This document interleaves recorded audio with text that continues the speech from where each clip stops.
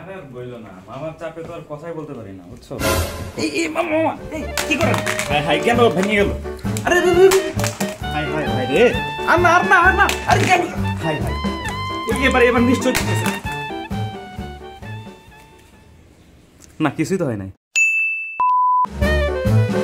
এই সাব্বির, আর বইলো না, কাজের অনেক চাপ। এই কাজের অনেক চাপ না? সারাক্ষণ খানি ফোনে কথা বলিস না?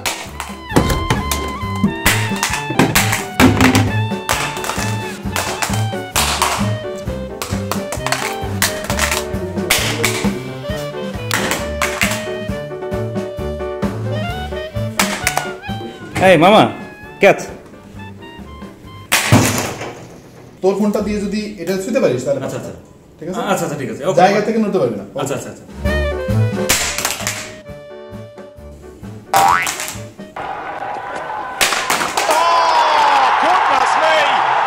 খুবই কম দামে বাংলাদেশের মার্কেটে টেকনো একটা ফোন নিয়ে এসেছে, যেটা নাকি তারা তাদের ল্যাবরেটরিতে টেস্ট করেছে, 10,000 বার ড্রপ টেস্ট করেছে।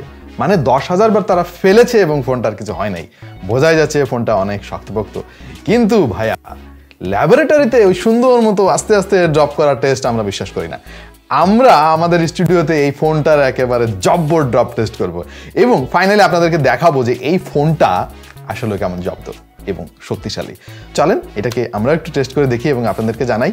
তার আগে ফোনটাতে আরো কি রয়েছে চলেন এক নজরে দেখে আসি। যারা চ্যানেলটাতে নতুন রয়েছেন তারা সাবস্ক্রাইব করে নোটিফিকেশনটা অবশ্যই অন করে দিবেন, যাতে করে পরবর্তীতে আরো আপডেট আপনারা সঙ্গে সঙ্গে পেয়ে যান আপনার ফোনে। আর যারা সাবস্ক্রাইব করে ফেলেছেন তাদেরকে অনেক ধন্যবাদ। কম দামি ফোন হলেও ফোনটা কিন্তু খুবই সলিড বিল্ড, যেমনটা দেখতে পাচ্ছেন।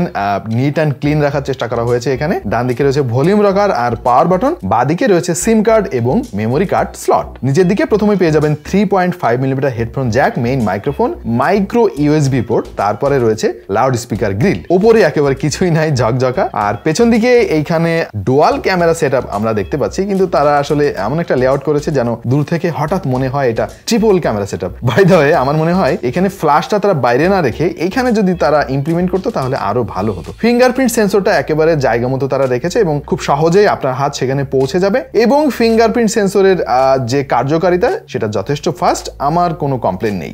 সামনের দিকে অ্যাজ ইউজুয়াল টেকনোর এন্ট্রি লেভেলের ফোনের যে ডিজাইন সিগনেচার এখানেও তারা ধরে রেখেছে, সেটা Dot-Notch ক্যামেরা আমরা এখানে দেখতে পাচ্ছি। আর বেজেলের পরিমাণ একটু বেশি, এটা হওয়ারই কথা, কারণ একেবারে এন্ট্রি লেভেলের কম দামি একটা ফোন। সো এইটাকে আমি মেনে নিচ্ছি। এবং এখানে ডিসপ্লে হিসেবে ব্যবহার করা হয়েছে 6.52 ইঞ্চি এইচডি প্লাস ডিসপ্লে, যেটা আইপিএস প্যানেলের। ডিসপ্লেটা কিন্তু বেশ ভালো কোয়ালিটি। পিপিআই কত আমি ইনফরমেশন পাই নাই, বাট দেখে মনে হচ্ছে যে 300-র কাছাকাছি হবে হয়তো। বেশ ক্রিস্টাল ক্লিয়ার ছবি আপনি এর কাছ থেকে পাবেন। ভিউইং অ্যাঙ্গেল নিয়ে আমাদের তেমন কোনো কমপ্লেন নাই। তাছাড়া কালারগুলো যথেষ্ট ভিভিড এবং ইনডোর কন্ডিশনে আপনার খুব একটা অসুবিধা হবে না। আউটডোরে গেলে হয়তো আপনাকে একটু স্ট্রাগল করতে হতে পারে। এবার ফোনটার হার্ডওয়্যার নিয়ে একটু কথা বলি। এতে ব্যবহার করা হয়েছে মিডিয়াটেক হেলিও A22 চিপসেট, যেটা একেবারে এন্ট্রি লেভেলের একটা চিপসেট, এবং মেমোরি পেয়ে যাবেন 3 জিবি র্যাম, তার সাথে রয়েছে 32 জিবি ইন্টারনাল মেমোরি এবং একটাই ভেরিয়েন্ট বাংলাদেশে পাওয়া যাবে। এবং এতে সফটওয়্যার হিসেবে ব্যবহার করা হয়েছে Android 11, যেটা আবার গো এডিশনের। পাশাপাশি এতে iOS 7.6 ব্যবহার করা হয়েছে এবং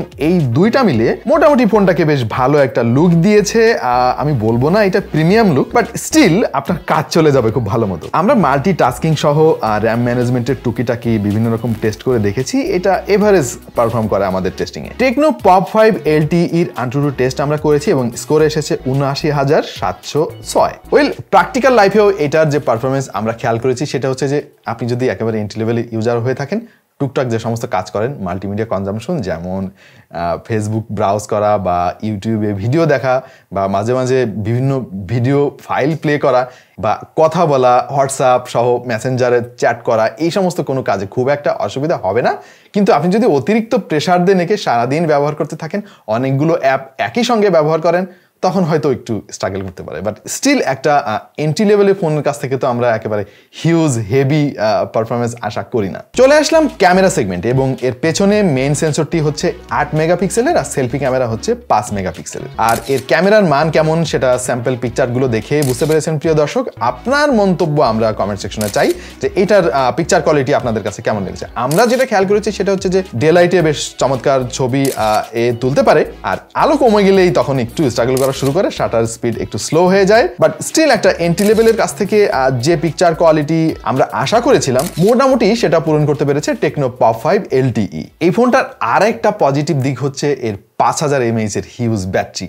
আপনি যদি এন্ট্রি লেভেলের ইউজার হন এবং সারাদিন ফোন নিয়ে খুব একটা ঘাটাঘাটি না করেন, তাহলে সারাদিন খুব ভালোভাবে আপনি ব্যাকআপ পাবেন।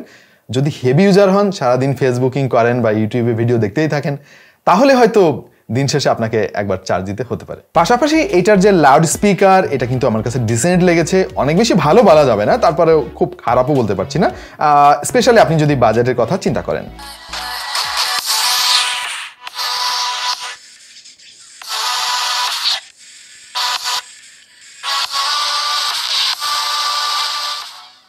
এবং এটার যে নেটওয়ার্ক রিসিপশন, সিম কার্ড স্লটে আমরা সিম লাগিয়ে কল টল করে দেখেছি, খুব একটা অসুবিধা আমরা খেয়াল করি নাই। আর ওয়াইফাই কানেক্টিভিটি খুবই ভালো, সেখানে কোনো প্রবলেম আমাদের চোখে পড়ে নাই। আমাদের হাতে যে কালারটা দেখতে পাচ্ছেন, এটা নাম হচ্ছে ডিপ সি লাস্টার।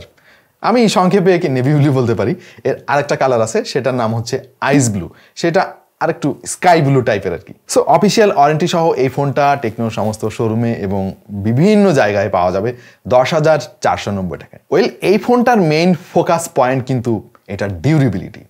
আপনার যদি আরও পাওয়ারফুল ফোন দরকার হয়, তাহলে টেকনোর আরও অনেক ফোন রয়েছে, সেগুলো চিন্তা করতে পারেন।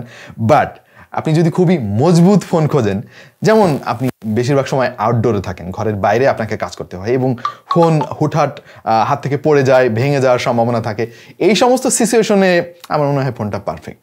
যেমন আবার অনেকের বাসায় বাচ্চা কাচ্চা থাকে, তাদেরকে ঠান্ডা করার জন্য ফোন হাতে দিতে হয়, তারা দেখা যাচ্ছে যে খেলার ছলে ফোনটা দূরে ছুঁড়ে ফেলে দিল, তাহলে তো ফোনটা নষ্ট হয়ে যেতে পারে। সো এই সমস্ত সিচুয়েশনে এই ফোনটা মানে দুর্দান্ত পারফর্ম করবে আপনার দৈনন্দিন কাজের সমস্ত প্রয়োজন মেটানোর পরেও।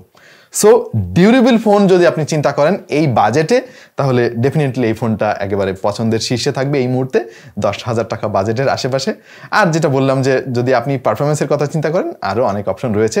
নাও দ্য চয়েস ইজ ইয়ার্স। তবে প্রিয় দর্শক, আমরা টুকটাক যে সমস্ত ড্রপ টেস্ট করলাম, যেগুলো আপনারা দেখলেন, একটা জিনিস কিন্তু আপনাকে মাথায় রাখতে হবে। আপনি যদি এটাকে ধরে জোরে আছাড় মারেন, তাহলে কিন্তু এই সহ্য নাও করতে পারে। আমরা ফোকাস করেছি কোন জিনিসটা বা কোন জায়গাটা, সেটা হচ্ছে যে অ্যাক্সিডেন্টালি আপনার হাত থেকে যদি হঠাৎ করে পড়ে যায়, দেখা যাচ্ছে যে পকেট থেকে ফোনটা বের করতে গিয়ে আপনার পকেট থেকে পড়ে গিয়েছে, বা রাস্তায় কথা বলছেন হঠাৎ করে কোনো কিছুর সাথে ধাক্কা লেগে ফোনটা নিচে এভাবে পড়ে গেল, এই সমস্ত সিচুয়েশনে ফোনটা হয়তো রক্ষা পাবে। বাট আপনি যদি আপনার গার্লফ্রেন্ডের সাথে রাগারাগি করে ফোনটা ধরে এভাবে আছাড় মারেন, আমি জানি না, আমি মাত্র আছাড় মারলাম, কি হয়েছে ফোনের অবস্থা দেখি, না কিছুই হয় নাই, যাই হোক আমার হাতে কিছু হয় নাই হয়তো, বাট আপনার হাতে হতেও পারে, আমি গ্যারান্টি দিতে পারবো না। সো একটু খেয়াল রাখবেন ব্যাপারটা। ফোন তো সবাই একটু যত্ন করে ব্যবহার করে। গার্লফ্রেন্ডের সাথে ঝগড়া হোক, বন্ধুর সাথে ঝগড়া হোক, বউয়ের উপরে রাগ হোক, ভাই ওই রাগটা ফোনের উপরে ঝাড়বেন না, কারণ আপনার রাগ হয়তো একসময় কমে যাবে, কিন্তু ফোনটা আর পাবেন না। আজকের ভিডিওটা খুব বেশি লম্বা করছি না প্রিয় দর্শক। কেমন লাগলো এই ফোনটা আপনার কাছে? টেকনো পপ 5 LTE জানিয়ে দিন কমেন্ট সেকশনে, এবং আমাদের ভিডিও কেমন লাগছে সেটাও জানাতে পারেন। দেখা যেতে পারে অন্য কোনো ভিডিওতে ভিন্ন কোনো বিষয় নিয়ে। সে পর্যন্ত সবাই ভালো থাকুন, সুস্থ থাকুন, আর দেখতে থাকুন টেক টু দ্য পয়েন্ট।